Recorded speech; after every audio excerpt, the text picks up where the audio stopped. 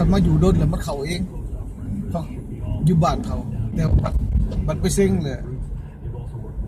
เอาตามหลักการมันหลักการคือกันกับสิไปเซ็งซิติเซนนี่แหละมันอยู่ในหลักการมันมีข้อสอบข้อถามอยู่นะครับมันบ่คือว่าทั่วไปถึงถามว่าเก่งก็ตามก็เอาไป14-15เนาะเนาะคือเขาเฮ็ดหลักการ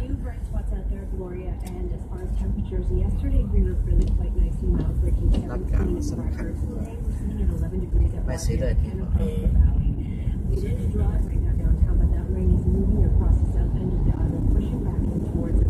บอกเริ่มก่อนระหว่างจะไปเดี๋ยวใส่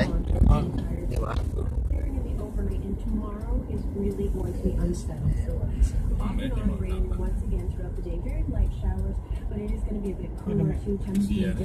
โอเคหน่อยเรื่องเงินงูกับอินเดียคนตีอินเดียคนตีบริตีงูก่อนได้เจองูกับอินเดียเนี่ยครั้งแรกว่าทำอินเดียแล้วก็มันซูซี่ได้งูครบมันก็เดี๋ยวไปใส่ยาแขกครบอันตรายได้ซูซี่อย่างนั้นเลยเราอยู่ที่ไทยก็บอกเจอแขกก็เจองูสิตีตัวแรกก่อนก็ตีแขกก่อนก็ว่าไม่ใช่ตีแขกว่ามันซูซี่หายกว่างูก่อนขนาดนั้นเลยงูยังบอกอันตรายตัวแขกได้ก็ว่าแขกอันตรายกว่างูหัวเห็นว่าเป็นไม่ซื้อเลยป่ะไม่ซื้อเลยคือวิวคือริวอยู่น้ำแขกกับอยู่น้ำเวียดแต่ซ้ำกับอยู่น้ำงูเห่างูสาว่าแท้ไหนคนเวียดมันก็บ่ลงเจ้าพิษมันน้อยนึงมันก็หารายการตีบ่เจ้าแม่นเคยเจออะไรเคยเจอหรอเคย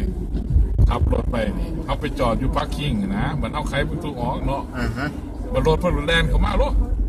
มาเจ้าของไขประตูเป็นเยอะทางรถเพิ่นเถียงเจ้าตาลิ่งตะก่อเลยว่าเขาผิดอย่างไรเงินน้ำมาหาลอยก็มุกท่ออย่างสดังนี่จะเขาว่าท่อตำรวจเจ้าที่ตัวเจ้าไขมาใส่ข่อยจะกองว่าข่อยบ่ได้ผิดนะข่อยสิไขเจ้าเอารถเข้ามาจะกองว่าจะก็เบิ่งรถข่อยตัวข่อยกำลังไขในพาร์กิ้งนี่ว่าไปซื้อเลยคือเอาจ้ะเถียงอยู่หั่นแหละเพิ่นว่าสิเอาสุดังเอิ้นแม่จะกองว่าเอิ้นตำรวจนะเขาก็ไล่หูไว้กันโมเก่งหัวเลยโอเคเก่งหัวตอนท้ายเขาก็ทายให้กันเราได้หูเหมือนกันลงไปไม่ยอมเหมือนกันวิญญาณ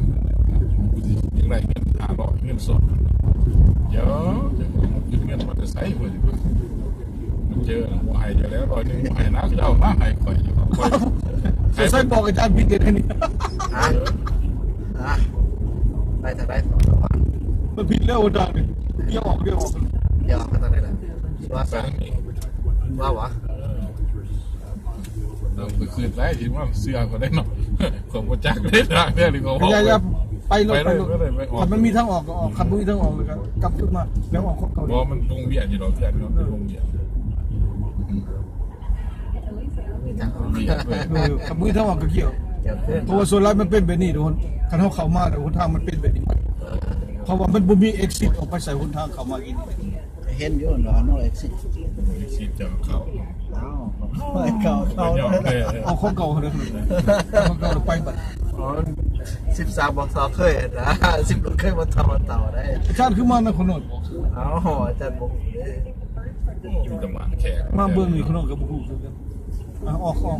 ก็ถึงว่าเก่าบ่เดี๋ยวมันอันนั้นก็สุดคือกันไปหันก็ดิ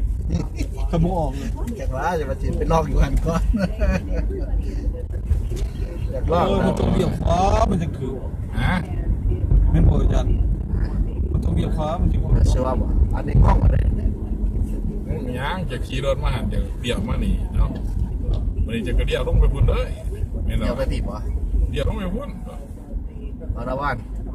หน่อยจะได้บูเร่เดี่ยวลงไปพุ่นวันนึงเดี่ยวไปพี่เดี่ยวไปพี่ฮะเดี่ยวไปพี่นี่วะเดี่ยวไปพี่ไปทางเก่าเลยแม่นวะจะทางเข้ามาจะพูดว่าแม่เอาไปเลยนะเลี้ยวขวาเลี้ยวเดี๋ยวไปเลยลองเบิ่งสิป่ะโดนเข้ามาเดียวตำหาไปเลยเดี๋ยวครับเดี๋ยวไปเลยถึงแล้วบอกว่าดิ